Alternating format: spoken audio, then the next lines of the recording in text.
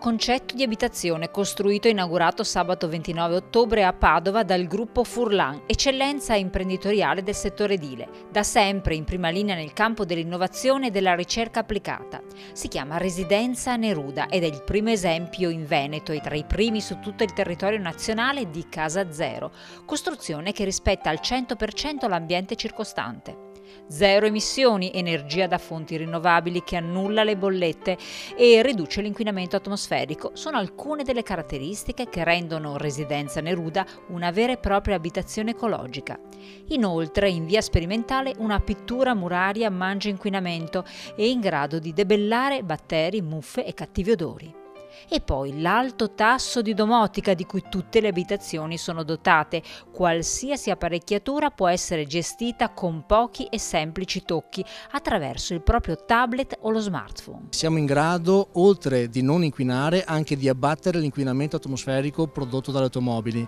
Nello specifico la Residenza Neruda sarà in grado di eliminare l'inquinamento prodotto da ben 340 automobili. In sostanza è come se qui dietro noi avessimo un bosco di 3.500 metri quadrati. Si tratta di abitazioni estremamente coibentate e dotate di impianti di ultima generazione che rivoluzionano il concetto di casa.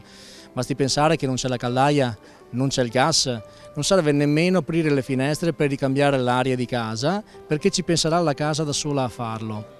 Ma a rendere ancora più originale la residenza ci pensa un tocco d'arte unico a livello nazionale, una poesia di Pablo Neruda impressa su una facciata dell'edificio, un vezzo a cui nessuno del nostro paese aveva creduto prima. Abbiamo individuato in questa sua poesia l'abbinamento ideale tra l'aspetto poetico, essendo un inno all'amore, e l'aspetto edilizio, in quanto la casa è il luogo ideale per accogliere l'amore di una coppia e di una famiglia. E molte sono le aziende leader nel loro settore che hanno contribuito all'ideazione e alla costruzione di Residenza Neruda, tra cui Samsung, che si è occupata dei sistemi di aria condizionata, Airlight, che ha fornito la pittura anti-inquinamento, e Master per tutte le componenti domologiche. Noi qui abbiamo fornito delle pompe di calore che forniscono acqua calda per fare riscaldamento a pavimento e acqua calda sanitaria. Inoltre ci sono delle unità interne che permettono di fare raffrescamento durante il periodo estivo. Airlight è una multitecnologia che usa come supporto e come veicolo una pittura.